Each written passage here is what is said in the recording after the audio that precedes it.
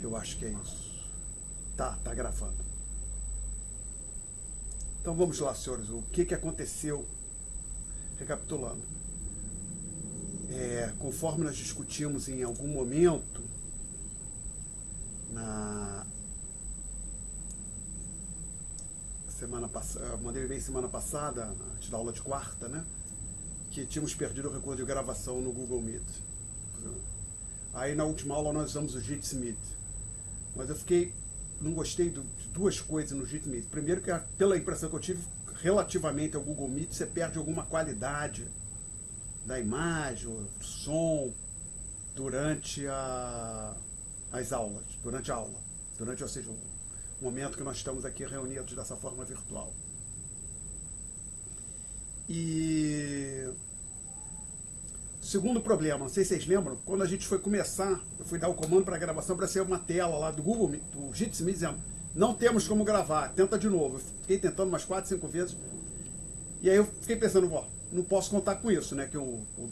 Inclusive que eu estava trocando estamos saindo do Google Meet para o Jitsi Meet justamente porque tínhamos perdido a gravação no Google Meet. Aí você passa para o Jitsi Meet, você não tem certeza que vai conseguir gravar, ou tem que esperar 2, 3, 5 minutos, ficar tentando, pedindo para gravar até ele dizer que vai gravar, não me pareceu uma boa solução. Então depois da aula de quarta eu fiquei procurando as soluções, o que poderia ser feito, e uma coisa que eu descobri que tem gravar, captura de tela, gravar a tela.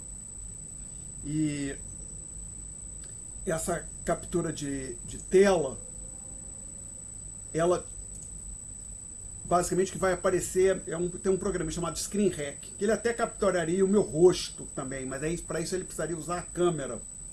E o problema é que não tem como dois programas utilizarem o mesmo recurso de hardware simultaneamente. O que eu estou querendo dizer? Por exemplo, suponha que você está com o seu computador, você tem uma impressora física, aí você manda imprimir, digamos, 100 páginas do Word. Aí começa a imprimir as 100 páginas.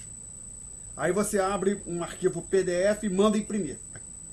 O PDF só vai imprimir quando aquelas 100 páginas que você mandou no Word estiverem impressas e a impressora estiver liberada. Então o que acontece aqui é o seguinte, o Google Meet está usando a câmera, para vocês me verem neste momento.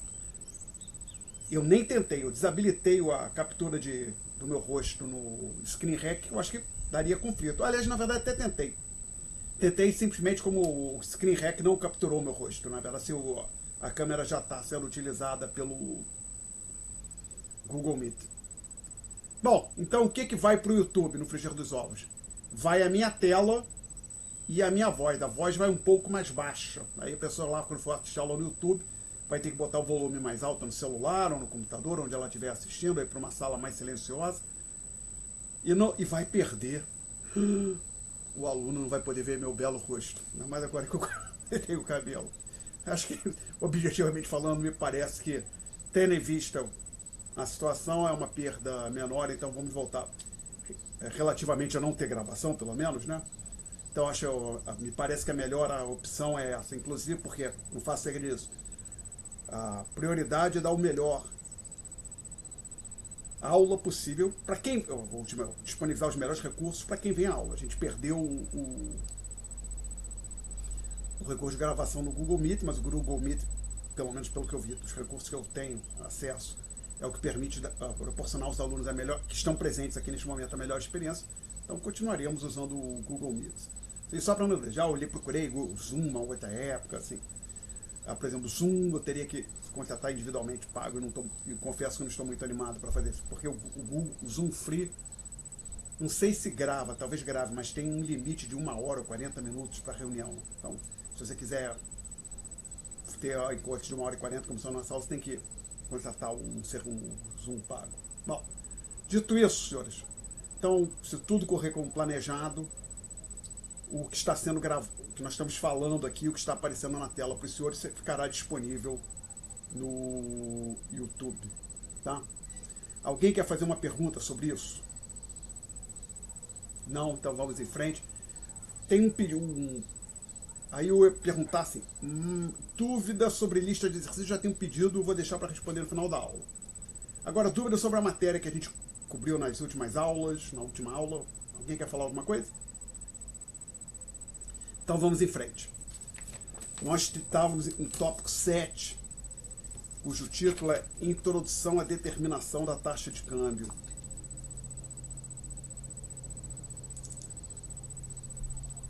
Estou no local correto? Sim. Notas, tópico 7. Estava querendo colocar no folder correto. Sim, estávamos aqui neste tópico 7. E, senhores, me corrijam se eu tiver errado. Vou botar 220. Nós discutimos esse item 7.1, preliminares. E a conclusão desse 7.1 é o seguinte: se você sabe a taxa de câmbio real-dólar, para que não haja ganho de arbitragem, a taxa de câmbio real-dólar-real tem que ser o recíproco. Tá? Que não seja possível ganho de arbitragem. Lembra, ganho de arbitragem é um ganho que quando um agente econômico pode ganhar dinheiro simplesmente comprando e vendendo simultaneamente o mesmo ativo. Adicionalmente, nós também discutimos o conceito de taxa de câmbio cruzado. Então, se você sabe a taxa de câmbio da moeda A para a moeda B, por exemplo, do real para o dólar, e tem a taxa de câmbio do dólar por euro, você pode combinar essas duas taxas de câmbio, seja a taxa de câmbio real-dólar e a taxa de câmbio dólar-euro, para obter a taxa de câmbio real-euro. Simplesmente você divide uma pela outra e ajusta as unidades, como se faz em física no ensino médio. Tá? Consequência disso é que, na prática, basta você cotar todas as moedas que existem, exceto o dólar, em termos do dólar. Eu estou falando que o dólar é a moeda padrão de referência internacional. Né? Bom, então esse era o resumo da nossa discussão. Então você não precisa ficar preocupando, qual é a taxa de câmbio, achar a informação num canto da taxa de câmbio do real, da moeda brasileira, para a moeda do Paquistão. Não. Essa você provavelmente vai ter dificuldade de achar. Você acha a taxa de câmbio da moeda brasileira para o dólar, da moeda paquistanesa para o dólar, e você combina essas duas para obter a taxa de câmbio da moeda brasileira para a moeda do Paquistão. Aí o Murilo fez uma pergunta. Regra de 3 com relação ao quê? Com as taxas de câmbio cruzadas? Depende como você fizer. Acho que não seria a regra de 3 exatamente não, tá? Eu acho que a ideia é assim, pode até fazer com física. Você tem a taxa de câmbio real para o dólar. Você tem a taxa de câmbio do dólar para o euro. Tá? Isso aqui é a minha tentativa de colocar o símbolo do euro, que eu acho que é parecido com isso. Como é que você pode obter a taxa de câmbio do real para o euro? Como se você pode pensar como as unidades em física. Você multiplica uma pela outra, aí você teria, então, seria como se cancelasse o dólar com o dólar, o resultado seria real por euro, tá? Ok? Então, não vejo aqui, não tem exatamente uma regra de 3, tem uma multiplicação, algo mais simples, ok? Respondi, Murilo? Vou assumir que sim. Então a gente vai passar para a sessão. Ok, o Murilo confirmou. Então está na seção 7.2. Paridade de juros e câmbio. Então agora a gente vai tirar várias relações envolvendo taxas de juros no Brasil, nos Estados Unidos, e taxas de câmbio. Taxa de câmbio real-dólar. Vamos ver como isso funciona. Então a gente vai começar uma situação bem simples. Vamos considerar um mundo sem incerteza. E observe que um mundo sem incerteza é um mundo que não existe. Tá? Por exemplo, deixa eu dizer, a gente vai considerar a seguinte situação. Tem um investidor norte-americano, que, como já está escrito ali na tela, tem $100 para aplicar. E vão ser colocadas para ele duas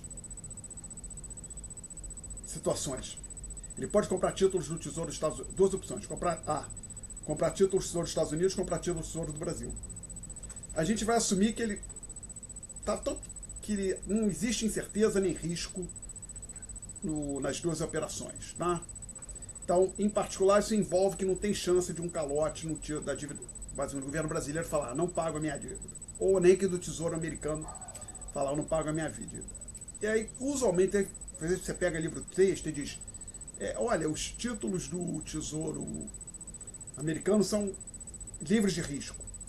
Não é exato, isso não é, está incorreto. Por quê? Não existe absolutamente livre de risco. O fato é que o governo americano até hoje não deu um calote, não houve um default do governo americano nas suas obrigações, na sua dívida. Ele sempre pagou. Mas vamos imaginar o seguinte, acontece, por exemplo, o senhor lá vou falar o rapaz, depois deveria ser mais respeitoso, né? Apesar de ser mais novo do que eu. O sujeito lá, o líder, terceira geração, né? O primeiro foi o avô, o segundo o pai, agora é ele.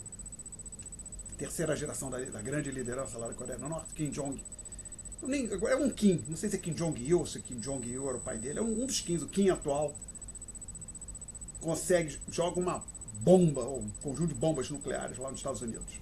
Aí cria um caos nos Estados Unidos e aí por conta disso o governo americano default. Chance disso acontecer é alta? Muito limitada, né? Mas é absolutamente impossível. Não vai acontecer de jeito nenhum. Não podemos dizer. Ou outra, até, por exemplo, um país mais poderoso que é militarmente do que a Coreia do Norte. Por exemplo, agora atenção, Estados Unidos e Ucrânia. Suponha que a Rússia, Estados Unidos, Rússia e Ucrânia. A Rússia invade a Ucrânia, os Estados Unidos manda tropas militares, aí sabe o que acontece, de repente, vum, sai uma chuva de mísseis nucleares da Rússia para os Estados Unidos. Possivelmente as defesas nucleares dos Estados Unidos vão conseguir neutralizar vários mísseis, mas possivelmente alguns passam pela defesa, né? E atingem o país e causam um caos, bota os Estados Unidos no chão, e por conta da crise, do caos que se desenha, o governo americano dá um default na sua dívida. Provável isso? Não pode ver. Altamente improvável. Mas dizer que não vai acontecer, absoluto, podemos descartar completamente essa possibilidade, me parece que não é o caso. É uma possibilidade muito remota, muito difícil de acontecer. Mas então, vou pensar, até o Tesouro americano, que é considerado o ativo mais seguro do mundo, ele não é desprovido de risco, né? Ah, não, imóvel é absolutamente seguro. Não é verdade que imóvel é absolutamente seguro. Às vezes ele diz. Por exemplo, você pode comprar um apartamento, um problema, terremoto, tá? Ou para você comprar um apartamento para fins como investimento e vai alugar, você pode ter problema do inquilino. Vai falando aqui no Brasil, e nos Estados Unidos também, inquilino não pagar e você não conseguir retirar o inquilino. Então, o imóvel também não é desprovido de risco. Pode dizer, não me parece absurdo falar que, por exemplo, um imóvel é um investimento mais seguro do que um título do Tesouro brasileiro, mas o imóvel não é livre de risco. Então, fato é que não existe um ativo que seja absolutamente livre de risco. Bom, dito isso, vamos voltar aqui para o nosso exemplo. A gente vai ignorar essa possibilidade, ou essas possibilidades, esses riscos todos. Vamos dizer que não tem risco nenhum. Então, o Tesouro dos Estados Unidos, se ele diz que vai pagar 2% de remuneração, o investidor vai receber 2%. Mesma coisa para o título do Tesouro brasileiro. Se ele diz que vai pagar 5%, o investidor vai receber 5%. Adicionalmente, a gente vai assumir que o investidor, que veja bem, um mundo sem incerteza, tudo que é relevante para a decisão dele, de onde investir o dinheiro, ele vai conhecer. Isso implica, a gente vai ver por quê, que no momento que o investidor faz o investimento, que ele realiza a aplicação, o investidor faz a aplicação, aloca os seus recursos na opção A ou B, ele tem ciência de qual é a taxa de câmbio que vai prevalecer dali a um ano, por exemplo. Então, assim, não é só que, por exemplo, ele olha para o jornal, para alguma fonte de local onde ele possa informar, e descobre qual é a taxa de câmbio dólar real. Além disso, ele sabe qual é a taxa de câmbio que vai prevalecer entre as duas moedas um ano à frente. Tá? Perguntas? Não? Então eu menciono aqui, como eu disse, vamos descobrir um problema bem simples, com várias hipóteses heróicas, mas apesar de sim, esse problema vai nos permitir obter algumas relações entre a taxa de juros doméstica e internacional e a desvalorização cambial. Tá? Então, como eu falei, vamos assumir que não há risco de qualquer natureza. E vamos assumir também que há perfeita mobilidade de capital. Isso aqui para a gente quer dizer o seguinte: o investidor pode mandar o seu dinheiro para o Brasil e trazer de volta, sem restrição nenhuma. E além disso, não tem taxação, por simplicidade. Tá? Não tem possibilidade de bloqueio. É um outro risco que tem investimento internacional. Às vezes, por exemplo, alguém que mora no país A compra um ativo no país B e depois, quando quer se desfazer do ativo e trazer o dinheiro de volta, pode acontecer e dizer: não, estamos aqui, você tem que esperar 6 meses, 1 ano. Tá? Eu estou inventando isso ou pode acontecer, gente? Que o investidor estrangeiro tem dificuldade para repatriar o capital. O que vocês acham?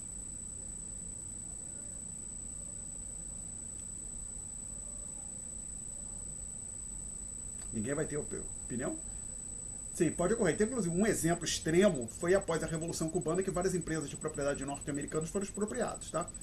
Mas você não precisa, num caso, falar numa Revolução Socialista. Há outros casos, por exemplo, se vocês pegarem um livro-texto que é o International Financial Management, que eu listei na leitura complementar, ele discute isso lá. É bem interessante. No caso do Brasil, por exemplo, em 2006, se não me falha a memória, uma refinaria ou outras instalações da Petrobras na Bolívia foram estatizadas ou confiscadas, não sei exatamente o que aconteceu, mas a Petrobras teve algum problema sério na Bolívia em 2006. Tá? Então isso de vez em quando acontece. Bom, então vamos lá. Suponho que a taxa nominal de juros dos Estados Unidos seja igual a R% ao ano. Ou seja, essa taxa de juros, R asterisco é a taxa de juros dos Estados Unidos. Perdão, isso é igual a R%, não esquece o porcento, ela está na forma unitária. Então, se alguém falar, a taxa de juros dos Estados Unidos é de 5%, o R asterisco é igual a 0,05. Aí eu vou colocar no quadro a figura 1, que eu chamo de fluxo de caixa 1. Que diabo é esta figura 1? Vamos lá. É isto aqui, senhores. Então isso aqui, desculpe, só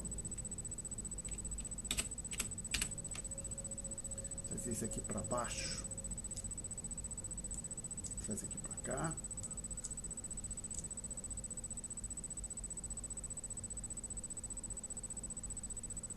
Tá gravando. Eu dei, inclusive eu estava dizendo agora da gravação que eu falei, eu dei uma aula na quinta-feira, numa outra disciplina, usando esse recurso, o Screen Hacker, de captura de tela. Pior que o Google Meet, né? Mas funcionou. A aula correu no Google Meet. Normalmente eu consegui disponibilizar um vídeo no YouTube. Então, mas confesso para vocês que eu fico tenso com isso. Estava tão bom, o Google Meet estava funcionando direitinho. Tivemos que mudar.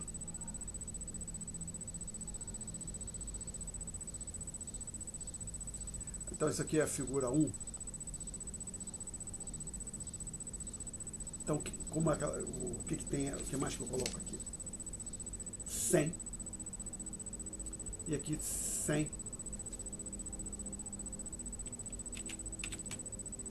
Que multiplica 1 mais... Não, desculpa, não ficou bom isso não. Figura 1. Se eu ficar um pouquinho mais para baixo.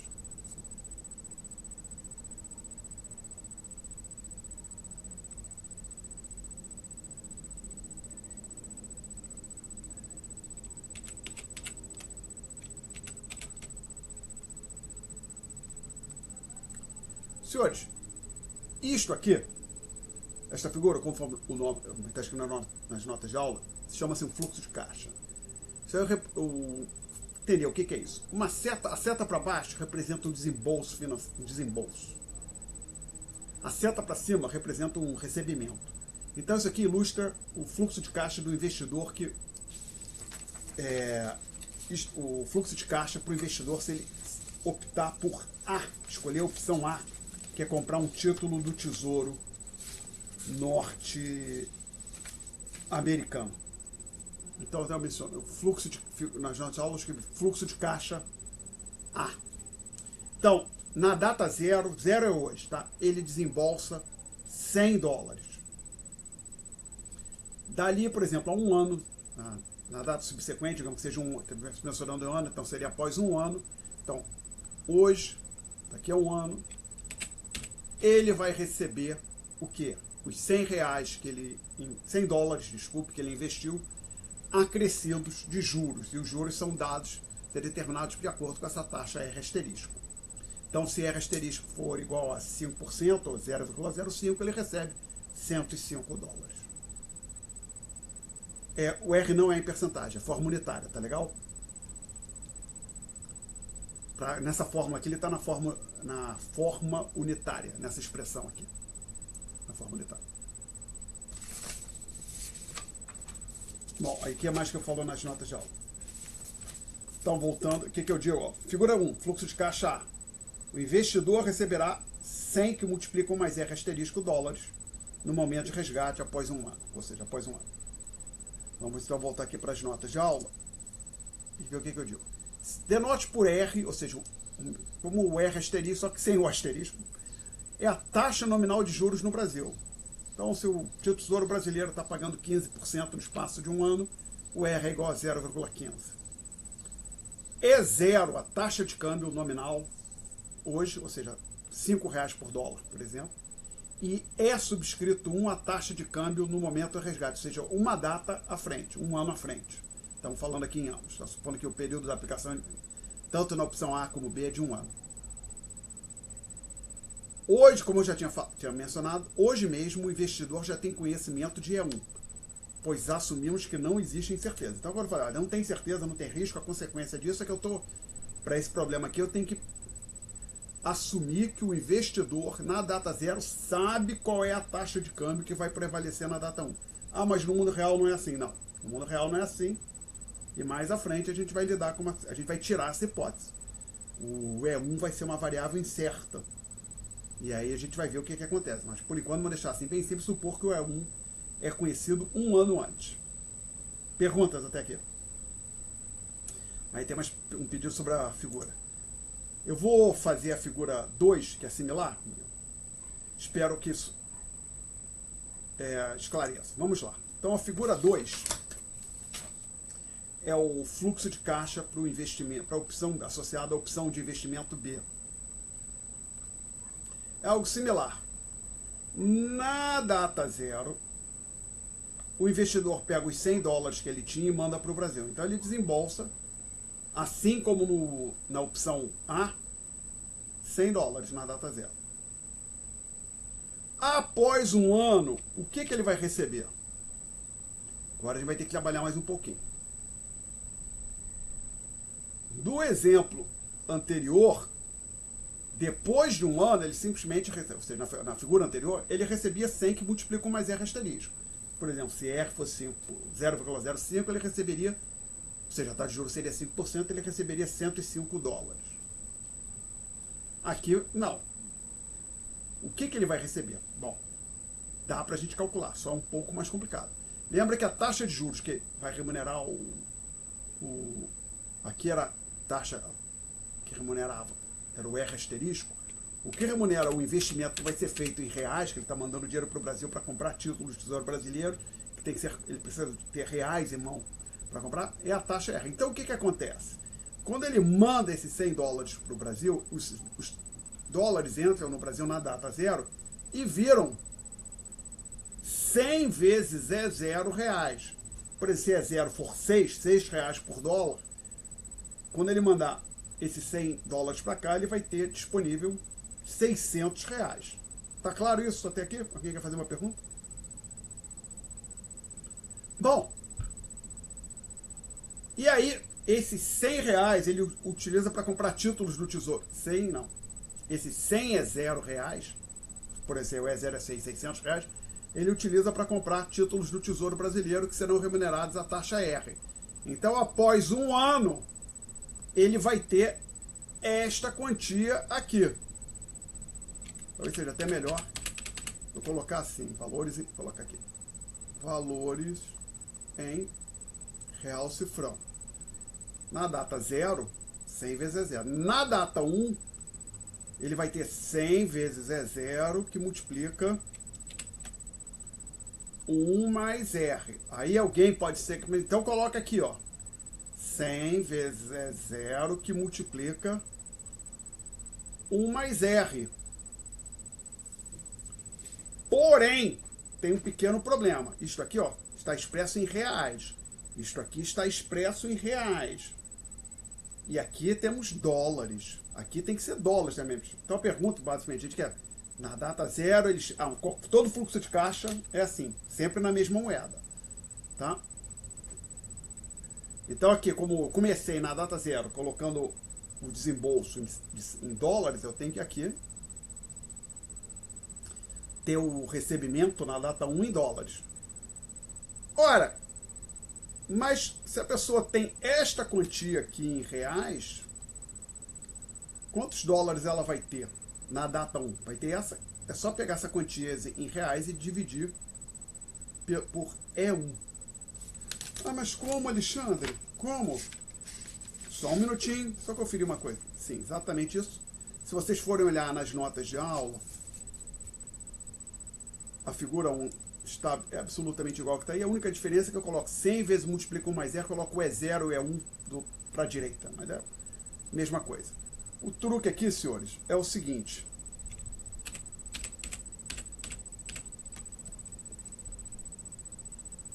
Aliás, que não tem até vergonha de dizer que é truque. Se eu tenho R$1.000 e a taxa de câmbio é 5 reais por dólar, quantos dólares eu tenho? 200. Porque 200 é igual a 1.000 sobre 5. Então, se você tem uma certa quantia em reais e você quer saber o X, quanto se representa em dólares, você me divide pela taxa de câmbio. Né? E foi exatamente o que eu fiz aqui. Eu tenho, na data 1, o investidor terá este montante aqui em reais. Em dólares, isso é dado pela divisão do montante em reais pela taxa de câmbio que prevalecerá na data 1. Tá? Perguntas. Aí o Murilo tinha perguntado, fala que tinha uma dúvida na figura 1. Ficou claro agora, Murilo, que ainda falar sobre a figura?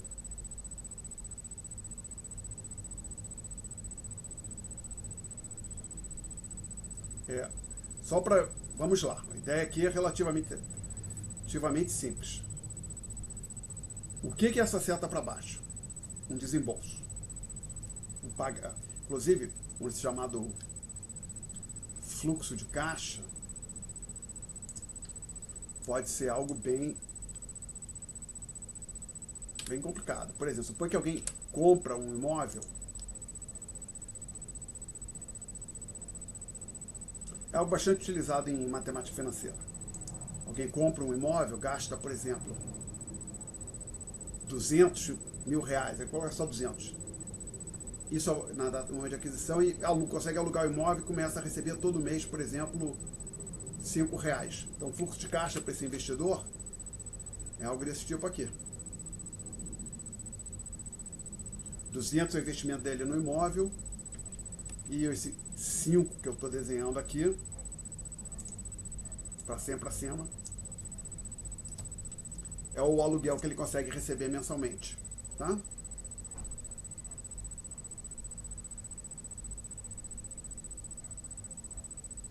Então, isso é algo padrão em matemática financeira. Então, tem que lembrar aqui o seguinte: seta para baixo, desembolso. Seta para cima, recebimento. E esses números que estão aparecendo aqui são as datas. Esse aqui é um fluxo de caixa mais simples que pode ter.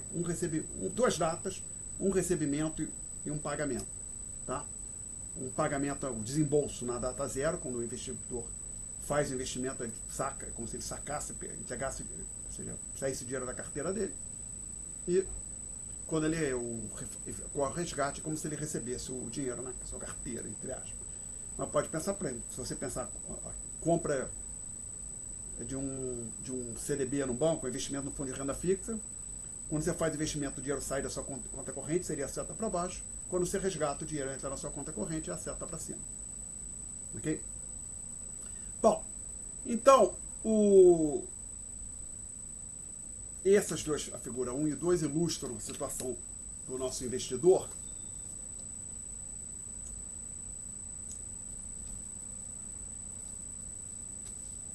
Então, tudo que tem aqui na página 1, na página 2, nós vamos virar para a página 3 das notas de aula e eu falo comparação A vezes B, da opção A com a opção B.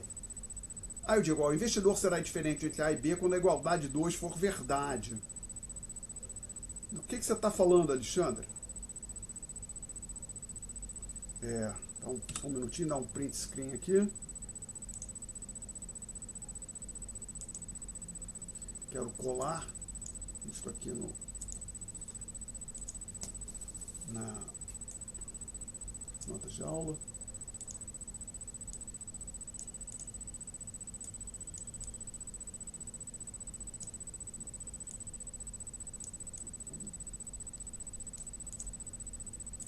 Nota de aula no quadro, quero colar um pedacinho das notas de aula no quadro.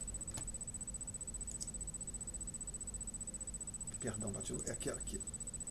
Então eu escrevi, está escrito lá nas notas de aula em algum momento, colar. Que, senhores, eu vou, só um minuto, peraí, Ctrl Z. Eu vou apagar tudo que está aqui à direita. Desfazer. Quero isso aqui, selecionar assim. Vamos ver se eu consigo, então. Ok, apagar, agora sim, editar. Ops, não tem que fechar isso aqui, esse retângulo. Editar, colar. Ok, então, eu disse aqui, afirmo nas notas de aula, que o investidor será indiferente entre as duas opções, A e B, quando a igualdade de 2 for satisfeita. Por que eu estou dizendo isso? Vamos olhar para os fluxos de caixa. Ambos têm o mesmo desembolso na data zero. $100. Então, o que resta aqui para a gente poder... O que a gente precisa comparar o fluxo de caixa A com o fluxo B, resume-se daqui para frente a comparar este recebimento aqui com este outro recebimento aqui. Então, devagar, vamos repetir. Queremos comparar o fluxo de caixa A com o fluxo de caixa B, ou seja, qual dos dois o investidor deveria escolher. O que acontece na data zero? Em ambos, na data zero, há um desembolso de $100. Então, para a gente chegar à conclusão de qual seria preferível para o investidor, resta realizar a comparação desses dois aqui. Ora, este que eu vou sublinhar em verde é o lado esquerdo da desigualdade 2. E isto aqui que eu vou tentar marcar em vermelho é o lado direito da desigualdade 2. Então o investidor vai ser indiferente entre A e B quando a expressão 2 for satisfeita, a igualdade 2. Ou seja, o que ele vai receber na opção A tem que ser igual ao que ele receberá na opção B. Só aí haverá indiferença entre as duas. Tá? Perguntas? Então, vamos ver o que acontece agora. Aí eu digo, olha, define um delta aqui de uma certa forma, a igualdade no item anterior. Acho que dizer, a igualdade anterior é equivalente no item. A igualdade anterior é equivalente a 2, é equivalente a 3. Não sei porque eu falei a igualdade anterior. Pode tirar no item. A igualdade anterior é equivalente a 3, ou seja, 2 é equivalente a 3. Que diabo você está inventando, Alexandre? Vamos lá. Vamos ver que hora. Então aqui é ops, não. Isso aqui. Eu vou apagar tudo. Não, não consigo apagar tudo. Novo, mais fácil fazer um novo. Imagem. Quero um arquivo novo. Não quero salvar nada. Editar, colar novamente. Então essa expressão 2 está aqui. Aí eu afirmo o seguinte. Olha, perdão, antes de dizer que isto é equivalente àquilo, eu defino uma variável. Eu digo que o delta, a variável delta, ela tem que satisfazer essa condição aqui. Quem é esse delta? Só para não haver dúvida. Delta é a taxa de variação, a variação relativa da taxa de câmbio. Vamos falar a taxa de variação da taxa é a seguinte, a variação relativa da taxa de câmbio. O que eu estou dizendo? Você é o seguinte, senhores, delta, na verdade, é igual a 1 menos, não, é 1 menos E0 sobre E0. Se tivesse eu multiplicado por 100, isso aqui seria a taxa, a variação percentual da taxa de câmbio. Por exemplo, a taxa de câmbio passa de R$5 por dólar para R$5,50 de R$5,50 por dólar, o delta seria 10%. Não é percentual só porque eu não tenho 100, tá? Então está na forma unitária. Porque observe assim, dada essa expressão aqui, ela pode ser escrita assim, delta é igual a E1 sobre E0 menos E1 sobre E0. Ops, não, errei. Menos E0 sobre E0, que é igual a E1 sobre E0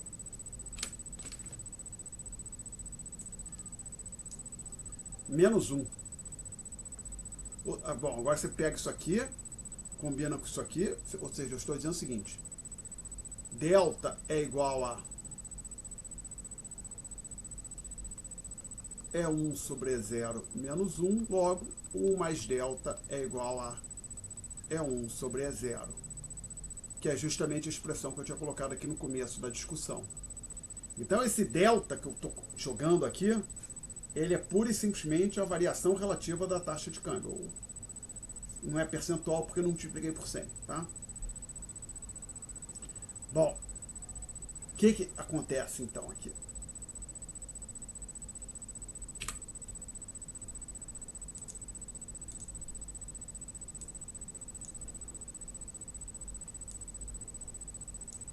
Vamos lá.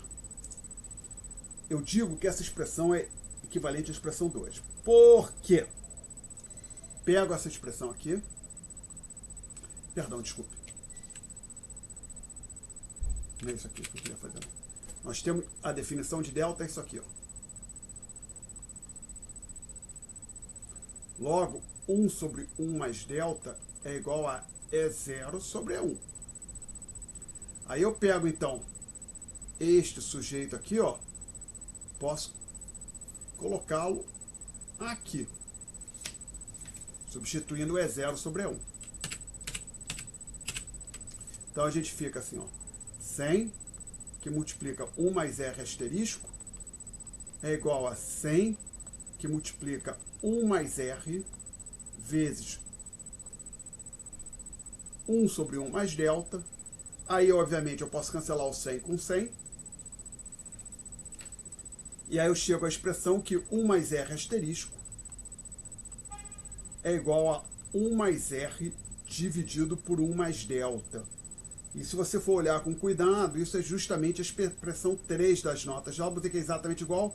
Aqui está 1 mais R entre parênteses com uma barra. Ao invés de fração, tem uma barra diagonal aqui, abre parênteses, 1 mais delta, fecha parênteses, né? Então, ou seja, se alguém tiver... não estou vendo. Ok. A gente faz assim, pode escrever assim. Mesma coisa. Ops. Pode escrever assim, desde que eu selecione a caneta corretamente.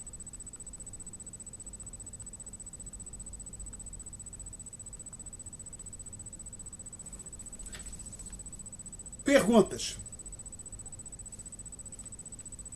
Não? Então eu vou apagar o desenvolvimento matemático. Vou simplesmente reproduzir a expressão 3 aqui por escrito mesmo. Quer dizer, vou escrever manual, vou escrever aqui. Tem que fechar aqui. 3. 1 mais R asterisco é igual a 1 mais R. Vou colocar desse jeito aqui, tá? Dividido por 1 mais delta. O que essa... qual é a interpretação que a gente vai dar para essa igualdade? A expressão do lado esquerdo, ou seja, isto aqui,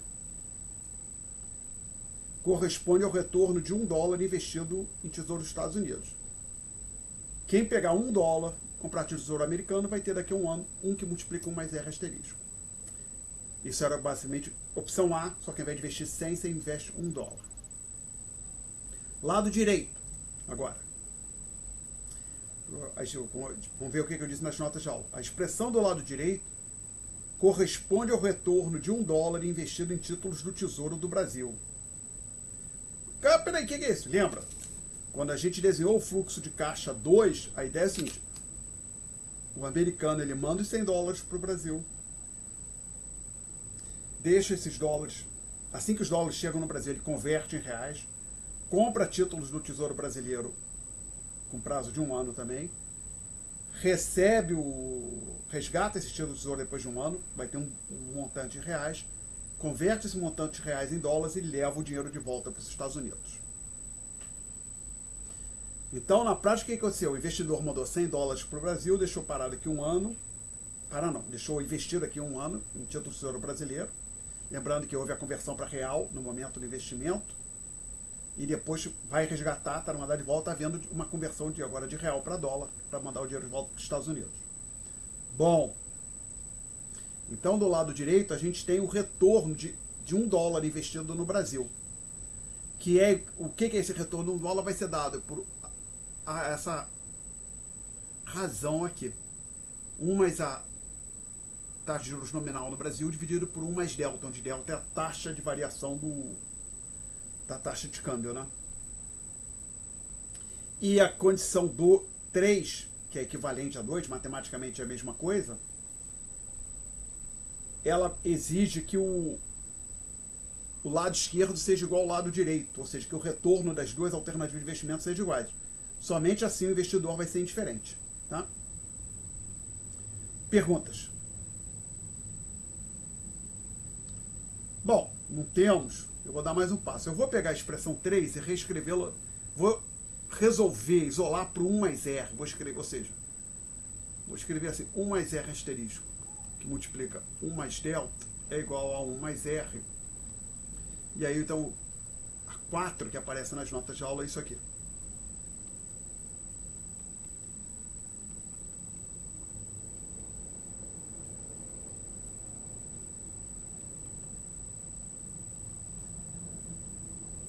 Matematicamente é a mesma coisa que a 3. Agora, só que a interpretação pode ser um pouquinho diferente. Desculpe, depois que eu... Desculpe, deixa eu fazer a interpretação. Lado direito, desculpe, lado esquerdo, desse aqui, lado esquerdo, desse aqui. Retorno de quem investir R$1 em títulos do Tesouro do Brasil, tá legal? Eu tenho R$1 em mãos, compro o título do Tesouro Brasileiro, vou ter depois de 1 ano 1 mais R. E o lado direito? Seria o retorno que eu obteria se eu pegasse esse meu R$1, mandasse para os Estados Unidos, quando o dinheiro chegasse lá, convertesse em dólar, aí comprasse títulos ou até antes de mandar, por exemplo, eu tenho, até talvez seja mais fácil de entender, né? Pensa assim, eu tenho R$1 em mão, compro dólares, mando para os Estados Unidos, aqui no Brasil, no mercado de câmbio aqui no Brasil, compro dólares, mando para os Estados Unidos, compro títulos do Tesouro Americano pelo prazo de 1 ano, resgato, trago os dólares de volta para o Brasil e quando o dólar está entrando no Brasil, eu converto em reais pela taxa de câmbio da época, do momento do resgate. Tá? Então isso aqui é o retorno de R$1 investido no Tesouro do Brasil, isso aqui é o retorno de R$1 investido em títulos do Tesouro norte-americano. Tá? E mesma coisa, o investidor é indiferente entre o título do Tesouro Brasil e o Tesouro Americano quando a expressão 4, que matematicamente é a mesma coisa que a 3, for satisfeita. Tá? Perguntas? Bom, aí depois dessa expressão 4 nas notas de aula, vamos ver o que está escrito. Então a interpretação a gente já discutiu. A gente vai voltar agora para cá. A expressão 4 é a versão exata da nossa equação de paridade. Eu coloco assim, da nossa primeira, deveria ter primeira, que vai ter outras equações de paridade. Da nossa primeira equação de paridade. De juros e câmbio, tá? Por quê? De juros. Tem uma taxa de juros da brasileira, uma taxa de juros norte-americana e um delta que é a taxa de variação da taxa de câmbio.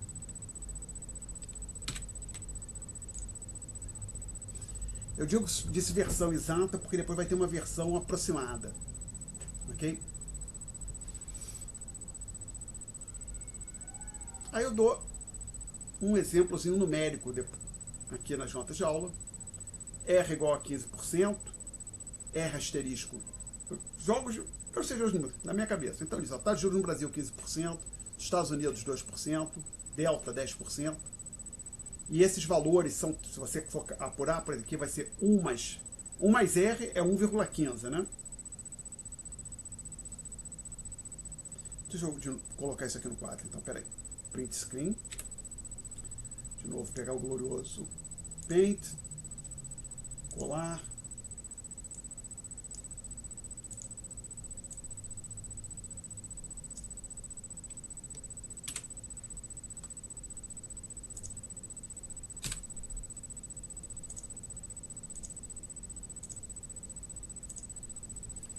Então, trazer esse aqui, trazer esse aqui para cima.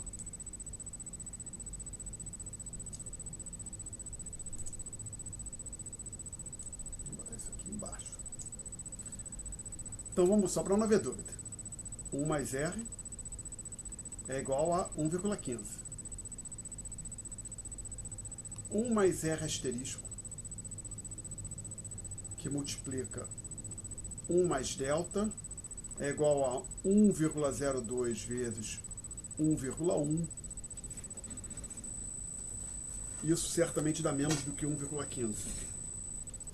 Vamos ver quanto é que vai dar isso aí.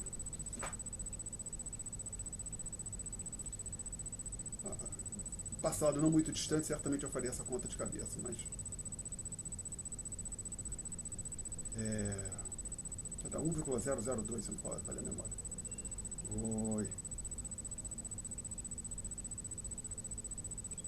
Ok, consegui abrir aqui o celular e pegar minha calculadora.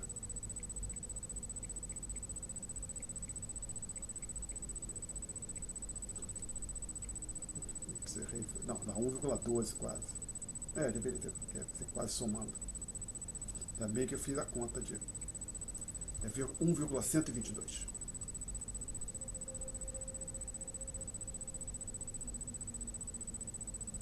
Ok? Então, aí aqui eu faço, inclusive, e aqui, olhar aqui, e aqui tem o valor que cada opção proporcionaria. Para quem optar pelo investimento nos Estados Unidos, a pessoa vai receber depois de um ano $102. Optando pelo investimento nos Estados Unidos, a pessoa vai receber 104,55. Então os agentes deveriam, ou seja, a opção B é preferível à opção A, ou seja, os agentes deveriam investir no Brasil ao invés de investir nos Estados Unidos. E eu menciono nas notas de aula que não está escrito também no quadro, esses valores são tais que 1 mais R é maior que 1 mais R asterisco que multiplica 1 mais delta, ou seja, conta 1,15, 1,122. Tá? Então vamos lá. Para que haja indiferença entre investir nos Estados Unidos e no Brasil, é preciso que esta igualdade aqui seja satisfeita. Se o lado esquerdo for maior que o lado direito, é melhor investir no Brasil. Se o lado esquerdo for menor que o lado direito, ou seja, o lado direito for maior que o lado esquerdo, é melhor investir nos Estados Unidos. Tá? Perguntas? Então vamos ver aqui o último bullet item da página 3. A condição 4 tem implicações para o fluxo internacionais de capitais. O que isso quer dizer com isso, Alexandre? Vamos lá. Suponha, como no exemplo numérico acima, que 1 mais R é maior que 1 mais R asterisco que multiplica 1 mais delta. Então, a taxa de juros R está alta, talvez vai dizer comparativamente alta ou relativamente alta, coloquei entre aspas alta, no sentido que ela assumiu um valor maior do que aquele valor que faria com que os agentes fossem diferentes entre investir no Brasil e nos Estados Unidos. Ou seja, para que houvesse a indiferença mencionada aqui no fim da oração, eu deveria ter um sinal de igual, mas não tenho. Então aqui o R, ou seja, o lado esquerdo é maior. O R está relativamente alto. Então o investimento no Brasil está bom demais. Então o capital deveria fluir para o Brasil. Aí depois eu discuto aqui. Poderíamos dizer que o R asterístico está baixo? Bom, usualmente é que a gente toma os Estados Unidos como padrão de referência, então quando acontecer isso aqui, a gente já está de juros no Brasil, está muito alta, vai dizer que a taxa de juros no norte-americano está baixa. Isso aconteceu, o contrário vai dizer que a taxa de juros, ou seja, tivermos um menor, um sinal de menor aqui, sinal de menor aqui, então vai dizer que a taxa de juros no Brasil está baixa. Mas só uma questão realmente de convenção, não tem uma taxa está correta e a outra está errada. Na verdade é que as duas estão desalinhadas. O que as duas não se alinharam, eu poderia interpretar assim. Bom, agora vou avançar o próximo ponto.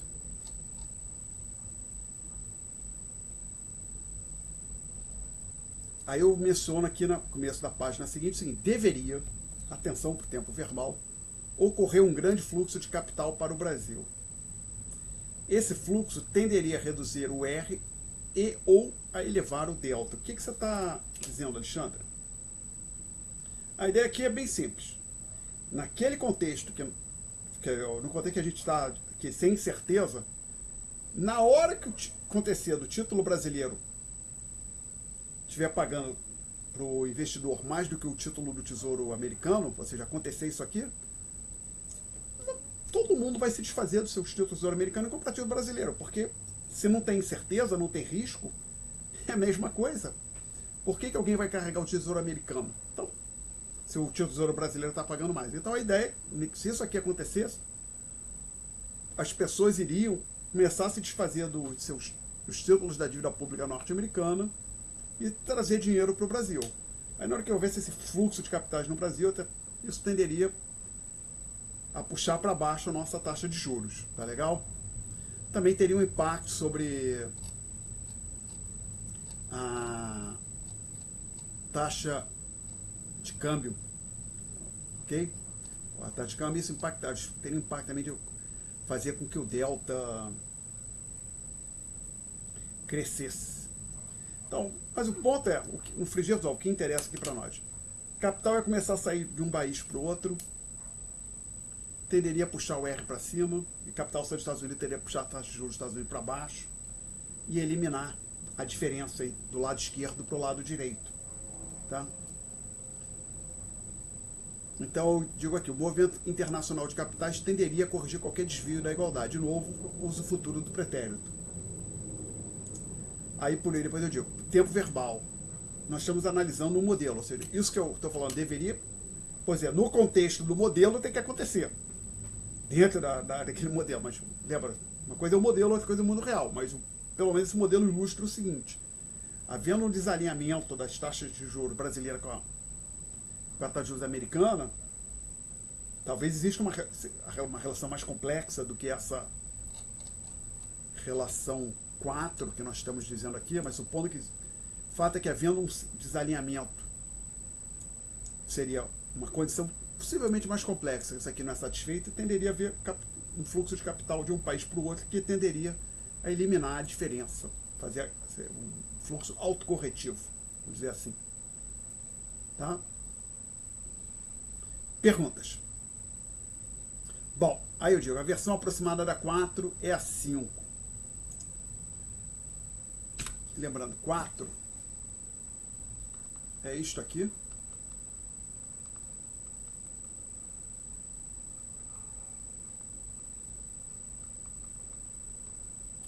O A5. Vamos obter A5. Basicamente, desenvolve o lado direito da 4.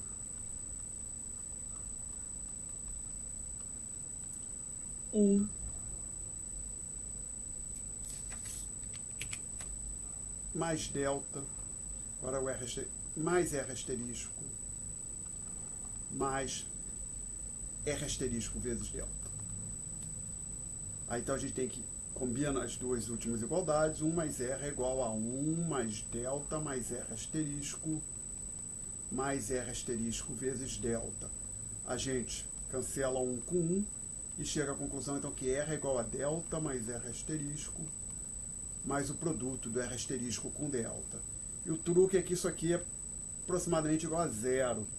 Por exemplo, com aqueles números que eu tinha dado, a taxa de juros americana, inclusive a baixinha, seria 0,02 vezes 0,01. Se você, ao invés de trabalhar tempo com dado anual, trabalhar com taxas mensais, aí isso aí é essencialmente zero.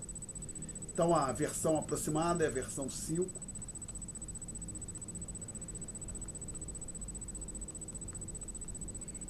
Expressão acho que 5, né? Se você apagasse esse aqui, e você chega na expressão 5 só com um comentário. Eu poderia ter colocado aqui um til, tá? Mas não coloquei. Então a expressão 5 é a versão aproximada da expressão 4, onde você assume que descarta aquele produto R asterisco vezes delta, que ele é quase que zero. Perguntas? Então, o que eu faço aqui nas notas de aula? Eu digo, aproximação, eu faço esse movimento matemático, tá? A gente tem no quadro. Aí eu digo, utilizaríamos a versão aproximada, 5, no restante, eu quer dizer, a partir do próximo tópico, se não falha mesmo. Não, na verdade, já aqui, nesse tópico ainda. Por exemplo, o livro texto Krugman-Obstfeld, onde parte desse tópico é baseado, ele trabalha com a versão aproximada, não trabalha com a versão exata. A versão 5. Perguntas. Bom, então eu disse que isso aqui é a expressão 4 vai ser uma equação de paridade de juros e câmbio, não tem um nome. Paridade tipo tal, não tem nome. Só uma equação de paridade, vou deixar assim genérico, sem nome. A versão aproximada dela é a 5. E agora nós vamos tirar algo conhecido na literatura como paridade de coberta de juros. Tá? Bom, então o que a gente vai fazer? A gente vai pegar aquele exemplo simples e torná-lo um pouco mais complicado. Exemplo aqui do investidor, que tinha 2 opções. Qual é a complicação que a gente vai fazer? Assuma agora que o valor do E1 seja incerto. Então, lembra, a gente estava discutindo aqui as opções que o investidor se defrontava. Nós assumimos que esta variável aqui já era conhecida na data zero. Evidentemente, isso não tem, ninguém sabe com certeza qual é a taxa de juros que vai prevalecer, taxa de câmbio que vai prevalecer daqui a um ano, daqui a um mês. Não há certeza disso. Então a gente vai adicionar um pouco de realismo aqui. A gente vai tirar essa hipótese e a gente vai... A hipótese que o E1 é conhecido na data zero. Vamos dizer que ele é incerto. Existe agora essa incerteza sobre a trajetória da taxa de câmbio. Tá? E é a única fonte de incerteza aqui. No resto, os títulos, não há default, não há calote nos títulos, a gente vai manter. Então, na situação anterior, não havia incerteza de nenhum tipo. Agora, nós estamos admitindo um tipo de incerteza sobre a trajetória da taxa de câmbio. Então, nós temos agora que admitir a existência de um mercado... Perdão, desculpe, não me disse. Já estou colocando em paz, não estou dizendo por quê.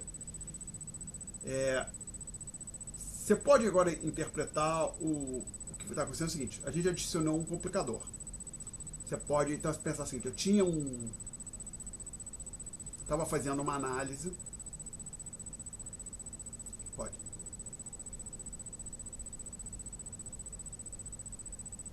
Como é que ele pode interpretar? Suponha que eu estou aqui dizendo para vocês, de forma bem simples,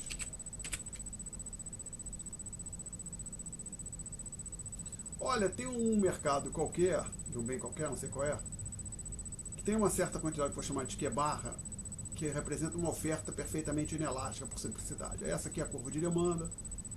Então eu achei aqui o preço de equilíbrio, esse aqui que eu chamei de P-chapéu. Aí alguém, mas Alexandre, as ofertas, pode a oferta ser perfeitamente inelástica, vertical, que o jeito que você colocou, não se verifica, isso não acontece. No mundo real, as ofertas são de outro tipo. Ok. Mas lembra, meu objetivo é falar sobre qual vai o preço, a determinação do P. Eu tiro essa hipótese, então, que a oferta é perfeitamente inelástica. Bom, simplesmente tiro. E aí eu tento dizer, qual é o P? Com o que sobrou aqui, que é só a curva de demanda, eu não posso dizer. Que eu preciso ter mais alguma coisa, essencialmente vocês já lidaram com esse modelo, que precisa da interação de oferta e demanda para chegar à conclusão de qual seria o preço de equilíbrio. Ah, então tem uma curva de oferta, como eu posso dizer, positivamente inclinada, por exemplo, como essa que eu vou colocar aqui agora. Então a curva de oferta vai ser aquela reta vertical que eu apaguei, algo desse tipo aqui. Ah, tá. Então a gente vai ter esse preço de equilíbrio aqui que eu vou chamar de petil.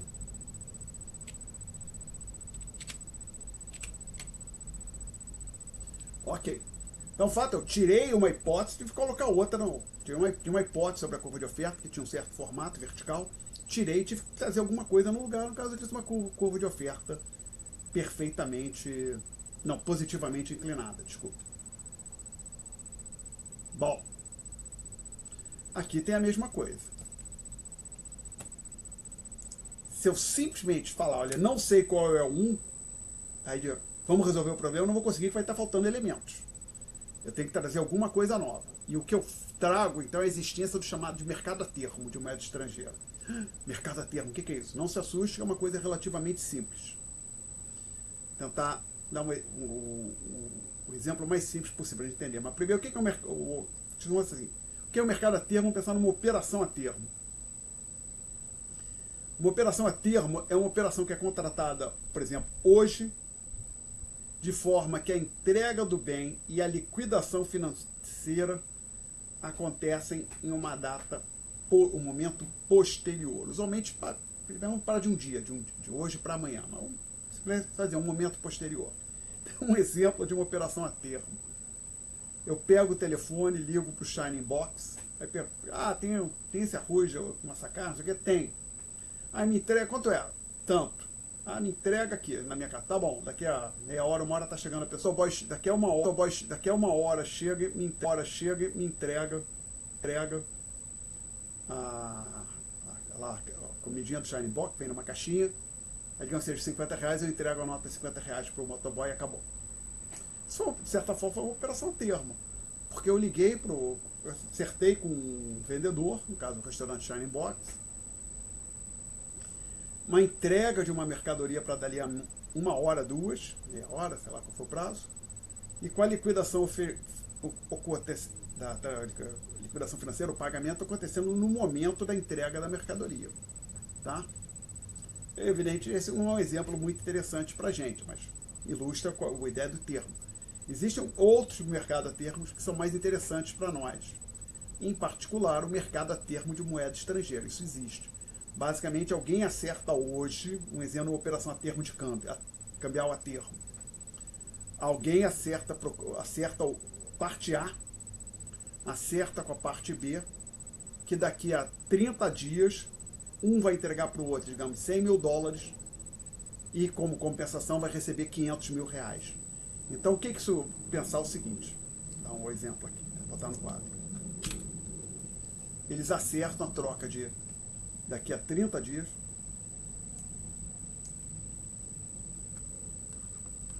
ou seja, um mês, a troca de $100 mil por R$500 mil.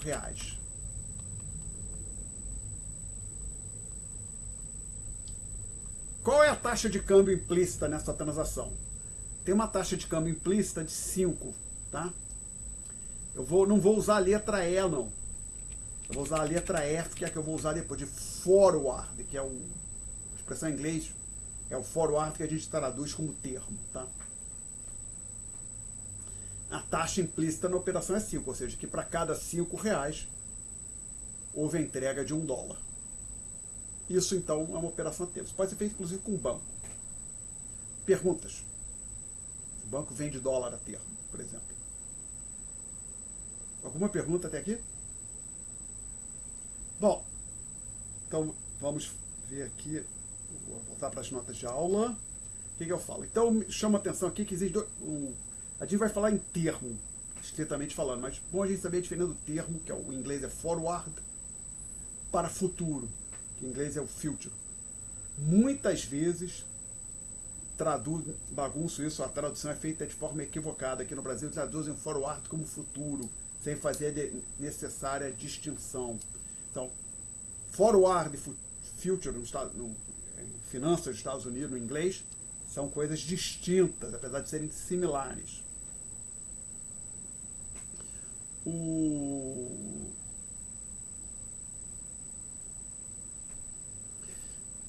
Por exemplo, o próprio manual do Krugman Obstfeld que eu menciono, que a edição em português traduziram o forward como futuro em várias passagens. Não foi feito da melhor maneira.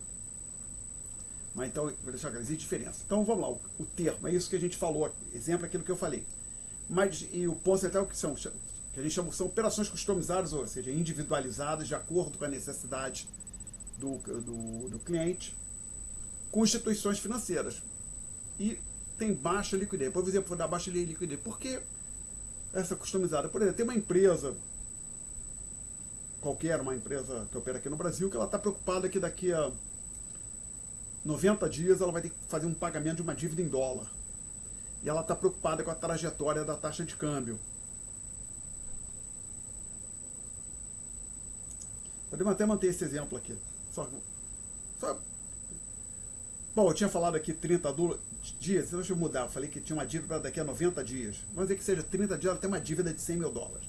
Então, uma empresa brasileira daqui a 30 dias vai ter que pagar uma dívida de 100 mil dólares.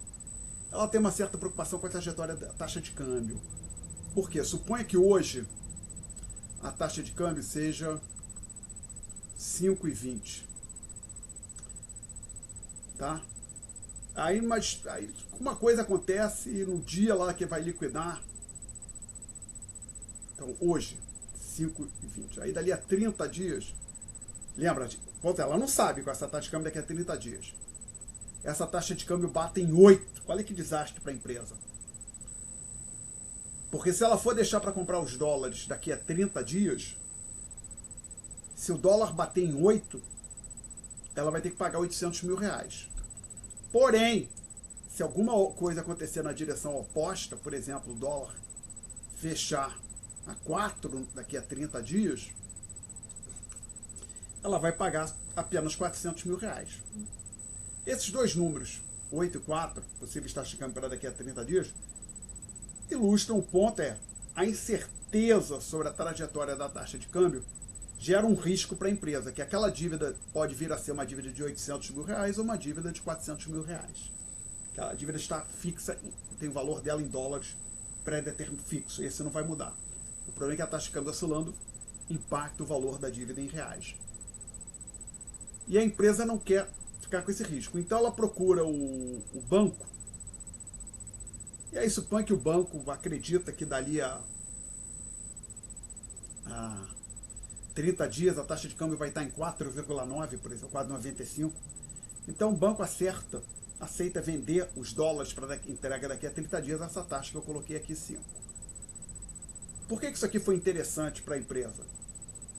Ela eliminou o risco cambial, tá legal? Você pode até pensar o seguinte, a empresa acredita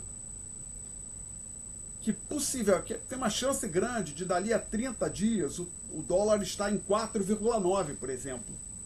Mas o diabo é que ainda assim é uma incerteza. Ela não tem como ter certeza que o dólar vai estar em 4,9. Então ela tem uma preocupação com aquele risco. Então ela quer se desfazer do risco cambial, inclusive está disposta a pagar um pouco mais do que 4,9 para eliminar o risco. Tá certo? Então ela se livra do risco cambial fazendo uma operação a termo. Então, essencialmente, a empresa acerta com um banco. Olha, daqui a 30 dias eu vou estar recebendo 100 dólares, 100 mil dólares e pagando 500 mil reais. Tá? Vantagem, então, para a empresa, como eu falei, é matar o risco cambial. Aí para o banco pode achar que a taxa de câmbio vai estar em 4,9, 4,8, mas o que muitas vezes acontece é que o banco é só um intermediário. Ele tem um agente, tem na outra ponta um agente ou vários agentes que estão numa situação contrária. Lembra, por exemplo, ele fala, mercado financeiro permite o encontro de poupadores e agentes deficitários. Pode usar a mesma coisa. Tem gente que, no caso dessa empresa aqui, ela quer comprar dólar E tem outra, na outra ponta você poderia imaginar o seguinte, tem, por exemplo, exportadores que daqui a 30 dias vão receber pagamentos em dólares, mas gostariam já de eliminar o risco cambial do recebimento em dólar, porque se a taxa de câmbio estiver muito alta, excelente para eles, se a taxa de câmbio estiver baixa, péssimo negócio para os exportadores. Aí, mas a taxa de câmbio sempre sobe, Alexandre? Nem sempre. Aqui mesmo no Brasil, se for olhar, teve, por exemplo, em 2002 ela fechou acima de 4 e ali em 2008, 2006 estava em 1,60.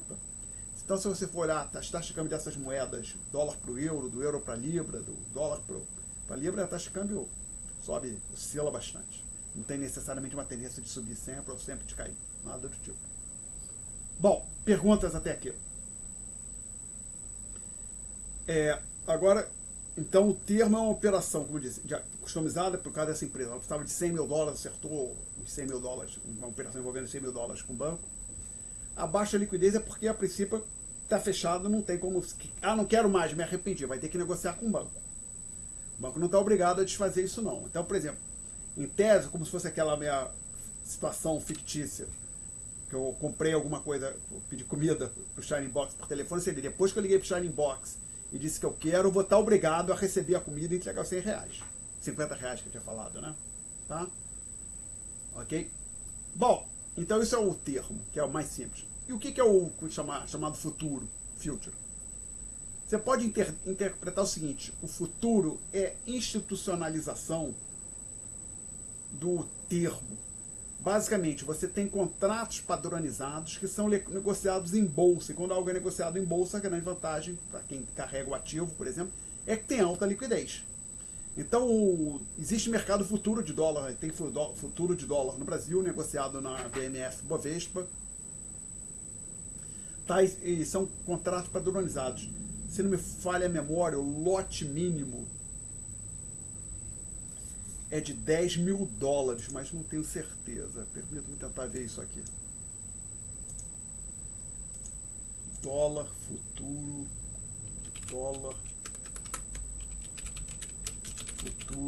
lote mínimo.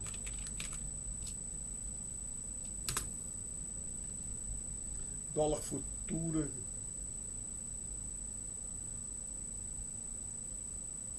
Está dizendo a informação que eu estou achando aqui.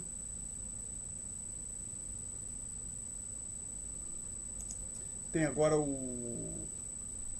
chama um contrato cheio, parece que são 250 mil dólares. E o mínimo, site aqui do Modal Mais, só que não está carregando, desculpe. O Modal é um banco.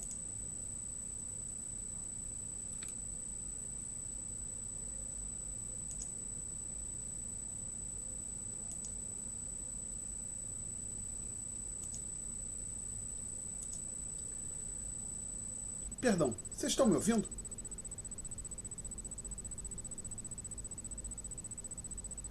Tem um aluno ainda aí? Ah, estão me ouvindo, tá. Porque na internet que nenhum site está carregando, cheguei a pensar que eu estivesse fora do ar. Tem aqui o site da B3, se não falha a memória, o site da própria BMF.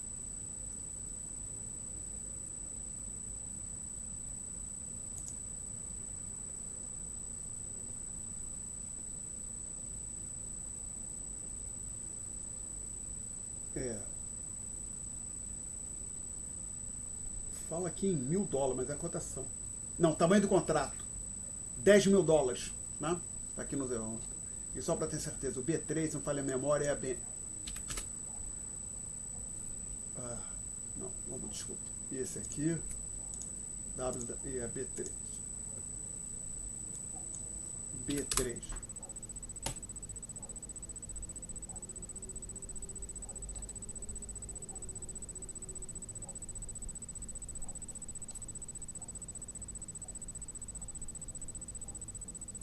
Bom, vamos lá. Desculpe, aqui o que eu achei. Ué? Não. Acho que eu fechei a janela errada. Não, não é essa. Ai.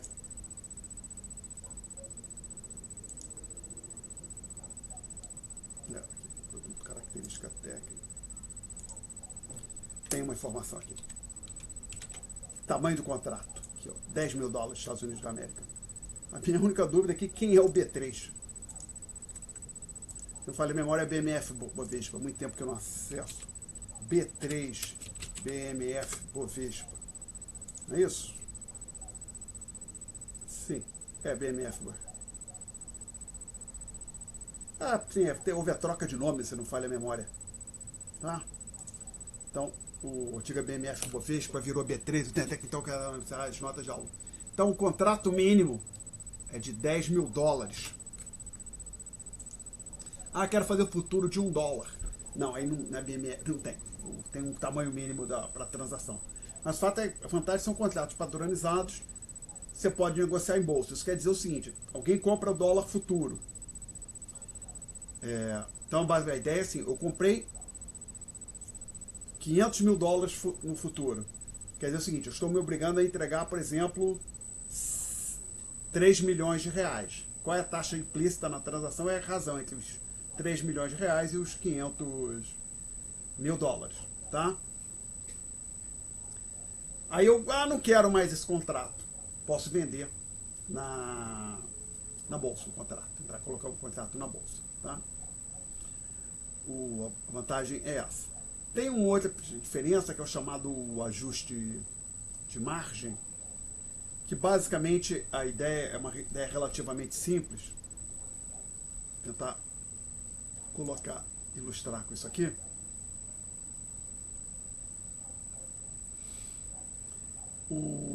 Podem manter esses números que estão aqui mesmo, tá? O ponto é que essas transações, quem compra e vende, não necessariamente tem um ativo em mãos para entregar. Inclusive, a liquidação na bolsa é feita por diferença. Então, vamos olhar para esses números que aqui estão. Supõe, então, que eu vendi, ao invés de ser uma posição com o banco, tinha alguém querendo dólares, e eu, Alexandre, vendi 100 mil dólares para entregar daqui a 30 dias. Tá? Então a taxa implícita é 5. E a minha aposta, por exemplo,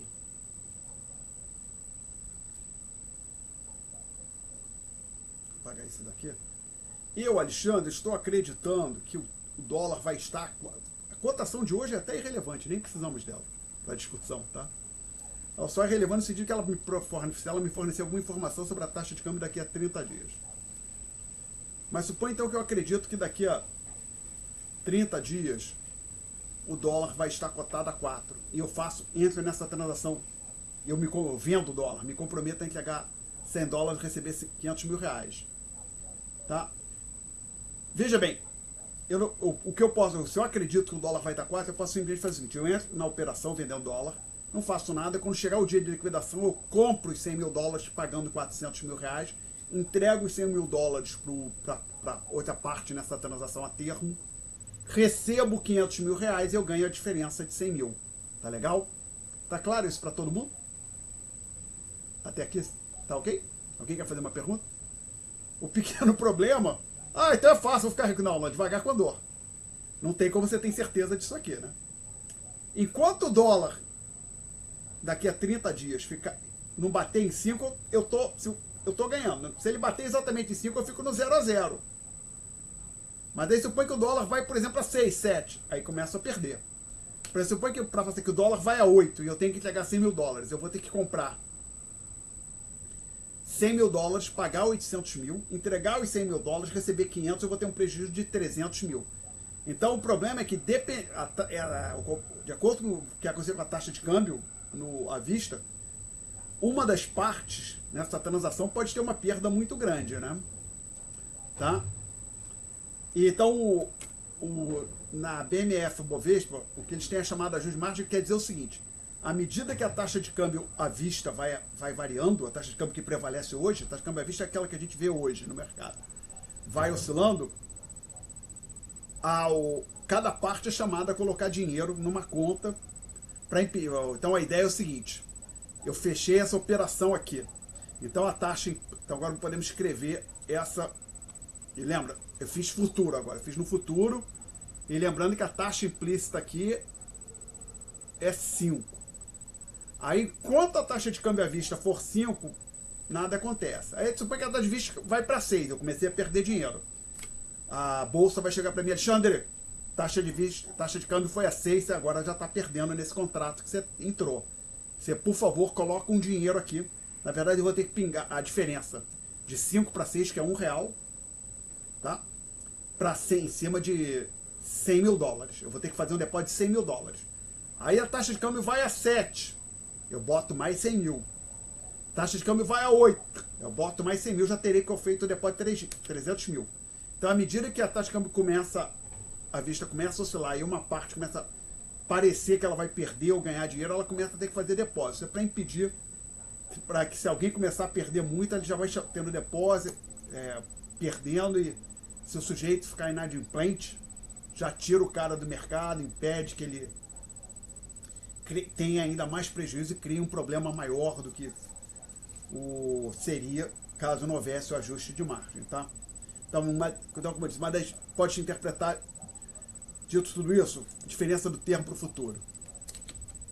O futuro é essencialmente a institucionalização do termo. Contratos padronizados, negociados em bolsa, consequentemente tem mais liquidez, e há uma outra diferença que tem o chamado ajuste de margem. Tá? Perguntas? Bom, então agora vamos voltar para aquela situação do investidor. Eu acho que isso vai nos levar até próximo do final da aula.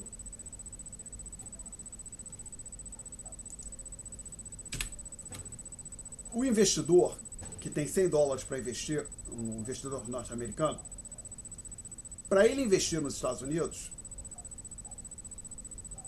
o fluxo de caixa relevância livre comparativo do Tesouro Americano é esse aqui.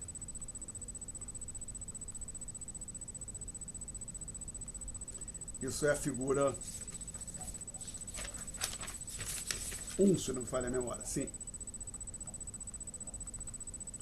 Agora, algo que eu vou chamar aqui de figura 2 linha. Não é exatamente parecido com a 2, mas não é exatamente igual a 2. Supõe que ele mande os 100 dólares para o Brasil.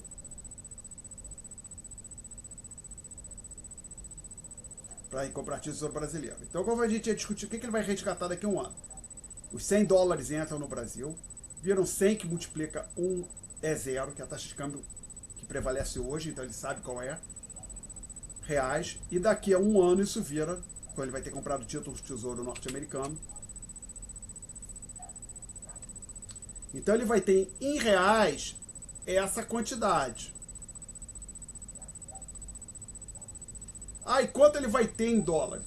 Se ele simplesmente esperar o resgate do título brasileiro e dos títulos do Tesouro Brasileiro e no momento do resgate comprar dólares à vista, ele vai ter, conforme no exemplo anterior, esta quantidade aqui de dólares. Expressão matemática mesma. O problema é que... Opa, tinha esquecido o zero aqui, desculpa.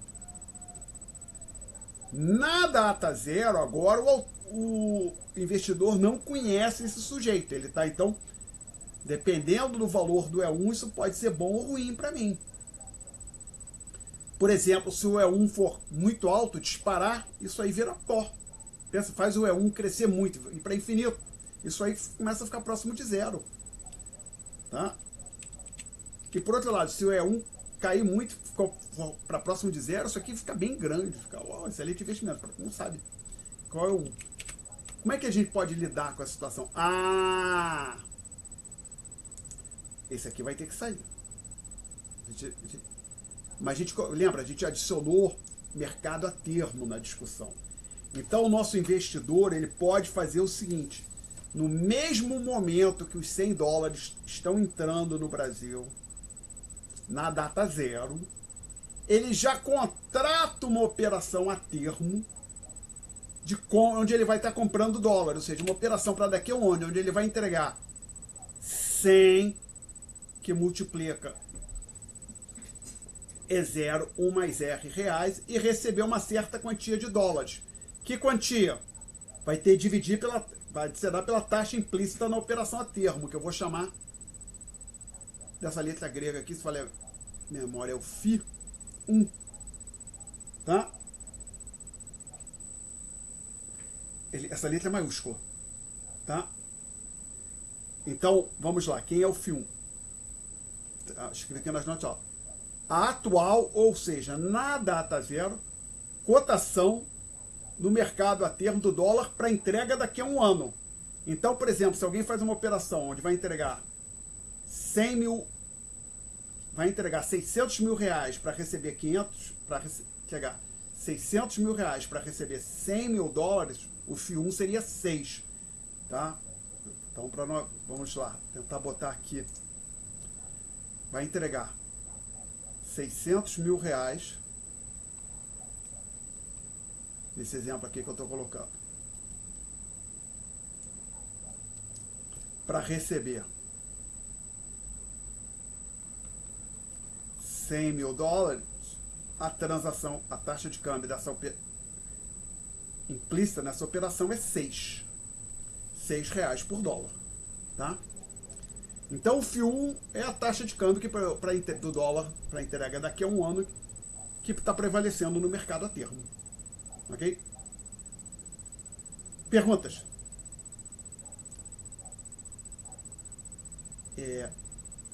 Multiplicador.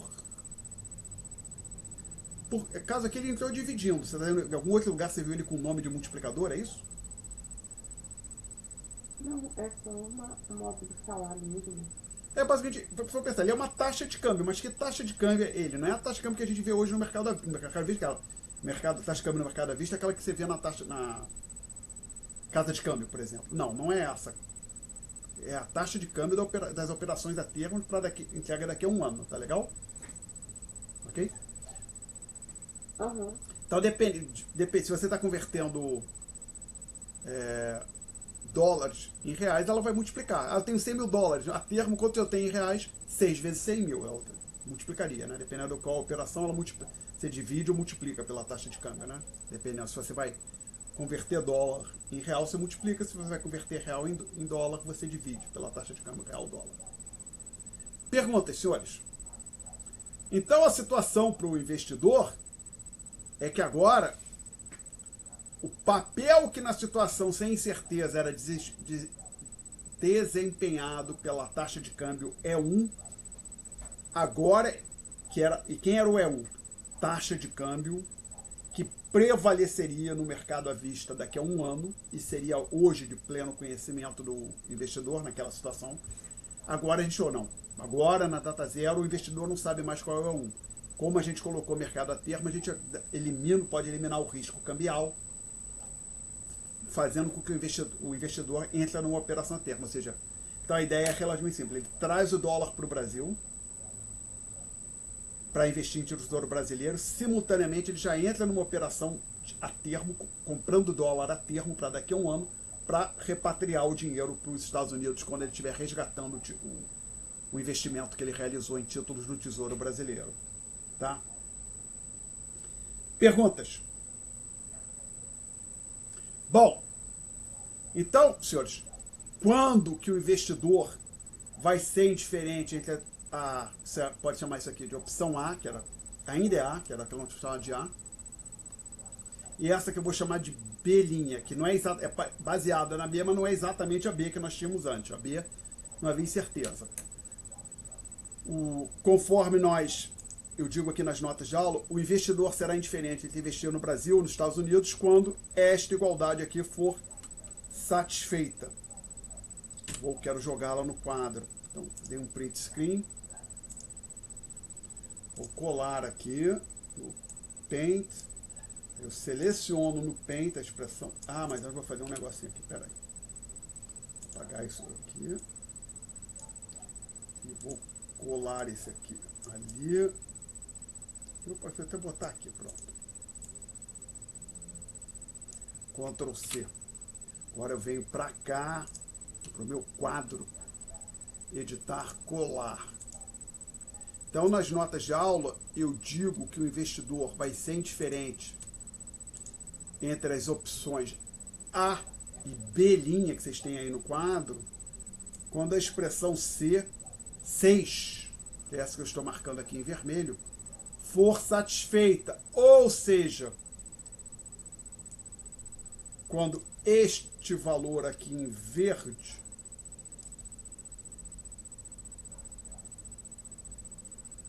for igual ao valor que eu vou marcar em preto.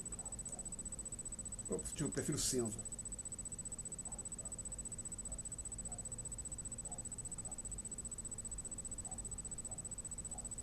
Ok? Perguntas? Aí eu digo para o aluno comparar a 6 com a 2. Vamos fazer isso. Só um segundo. Editar. Colar.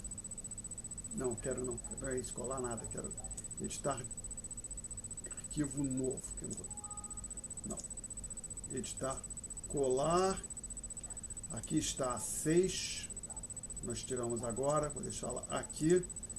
Eu quero trazer a 2 para cá. Para isso precisa dar mais um print screen. Print screen.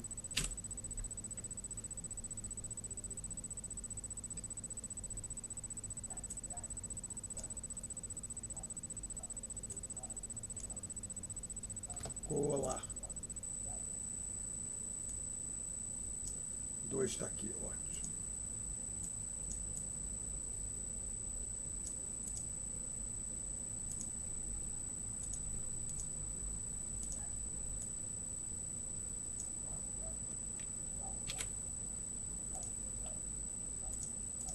Colar, editar, colar. Então temos aqui as duas expressões. Agora aqui a gente tem que ter um certo cuidado, né? Atenção, vou fazer algo aqui que não é para fazer, que às vezes alguém olha a 2 e a 6 que aparecem nas notas de aula e diz, bom, a 2 é verdade, a 6 é verdade. Consequentemente, eu posso dizer que isto aqui é igual a isto aqui, não é? Então eu poderia escrever 100 que multiplica 1 mais R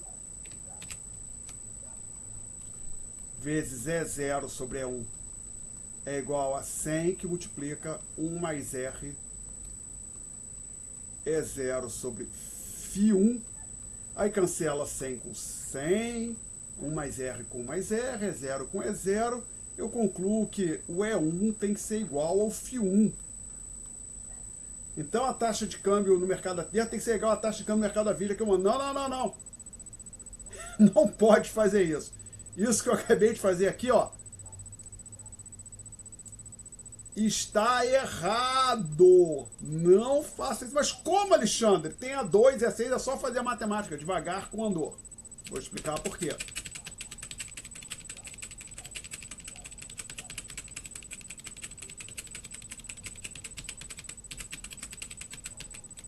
Agora eu quero apagar esse pedacinho aqui. E, bom, a linha pontilhada, a linha cinza que apareceu ali, eu não vou conseguir apagar. Então ela vai ficar lá. Elas vão ficar lá, as duas linhas. Observe o seguinte, gente. Como que a gente obteve a expressão 2? Comparamos as opções de investimento de um investidor norte-americano em uma situação sem certeza. Aí chegamos na 2. A 6. Então a 2 é verdade quando havendo indiferença no contexto do primeiro exemplo, sem certeza. A 6 é verdade no contexto quando há incerteza e existem mercados a termo. São situações bem distintas. Você não pode, então, dizer que se a 2 é verdade, assumir que as duas são verdades simultaneamente, porque você obteve as duas igualdades em contextos bem distintos. Então não pode simplesmente combinar a 2 com a 6 e falar que o E1 é igual ao Φ1. Não, não pode não. Dito isso, o que a gente pode dizer olhando para essas duas expressões e lembrando de como nós conseguimos chegar nessas expressões, a gente pode observar então o seguinte, senhores. Vamos olhar, lembrar, como é que a gente tirou a expressão 2? Ah, analisamos as opções de investimento para um poupador norte-americano que tinha de $100 em mão e podia investir no Brasil ou nos Estados Unidos, numa situação sem certeza. E a 6, algo parecido, porém o poupador se defrontava com a incerteza sobre a trajetória da taxa de câmbio, de hoje, de 0 até a data 0 até a data 1, porém ele tinha acesso ao mercado a termo. Então, o que a gente conclui com isso é, vou marcar aqui as duas variáveis em verde. Essa aqui. Estão falando esta senhora aqui e esta senhora aqui. A conclusão é, nessa situação, com incerteza sobre a trajetória da taxa de câmbio, mas com existência de mercados a termo, a taxa de câmbio a termo, para daqui a um ano, desempenha o papel que a taxa de câmbio, para daqui a um ano, desempenhava na situação sem certeza. Vou repetir. A taxa de câmbio a termo para o dólar daqui a um ano desempenha o papel que era desempenhado pela taxa de câmbio para daqui a um ano, aquele contexto sem certeza. Tá? Ok? Então, basicamente, as duas variáveis marcadas verde desempenham papéis similares. Mas não pode dizer que uma é igual à outra. Perguntas? Não, então a gente vai parar aqui e vou abrir para dúvida. Tinha pelo menos uma dúvida de exercício do Murilo. Diga, Murilo. Dúvidas de exercício. Oi, pode falar, Murilo. Da parte 4 do capítulo 17. Não, se eu não me engano. Acho que é 5, talvez, né? Tópico 5. Eu bati no lugar errado aqui. Né? Do capítulo 17 mesmo. Da lista, né? É lista? Lista de exercício. Lista 4. Pode falar, mas isso era até matéria da primeira prova. Vamos em frente. Mas era? É porque não era? Eu tava vendo as Vamos lá, só uma coisa. Perdão, só um minuto, para não haver dúvida. Desculpe. O tópico 4 caiu na primeira prova. Quer dizer, não sei se eu perguntei alguma coisa ou não do tópico 4, desculpe, tá? Mas fazia parte da matéria da primeira prova. O que aconteceu é que teve um semestre que o tópico 4 ficou para a segunda prova. Tá? Talvez aí pode ser que você olhou alguma questão, mas diga. Vamos tentar tirar a dúvida. Independente de... Então eu me confundi mesmo. Tá? É da lista de exercício ou prova antiga que você falou? É da lista mesmo. Pode falar. É a questão 1, não das revisões, do outro. Problema e aplicação, essa aqui? Isso. E aí eu tava na dúvida na questão B, porque no gabinete que você botou, tá para a gente desenhar o gráfico, né? Mas eu não desenho o gráfico com a correção. Então eu não sei se o gráfico dele está certo ou não. Peraí, só um minuto. Capítulo 17. Deixa eu estou com 17 já apareceu aqui, só para o final. Questão 1. B. Item B. O que acontece aqui, se eu não estiver confuso... Perdão, então vamos lá. Questão 1, problemas e aplicações. Cadê? Vou colocar aqui. Editar, selecionar tudo. Não consigo apagar. Vou abrir um novo aqui, novo. Então, não, cancelar. Editar, arquivo novo. Quero salvar? Não. Então a gente está falando L4. Deixa eu botar em azul, perdão. Cadê o... Tá aqui o mouse. L4, problemas e aplicações, questão 1B. Então, lá está dito o seguinte: mudanças na regulamentação dos bancos expandem a disponibilidade de cartões de crédito. Ou seja, alguma coisa mudou que agora é mais fácil. A gente pensa assim, ninguém tinha cartão de crédito, agora todo mundo está com cartão de crédito. Então as pessoas estão nessa situação sem menos necessidade de moeda em espécie. Tá legal? Inclusive o autor já diz aqui, de modo que as pessoas precisam manter menos moeda em mãos. E tem a pergunta, como esse evento afetará a demanda por moeda? Então,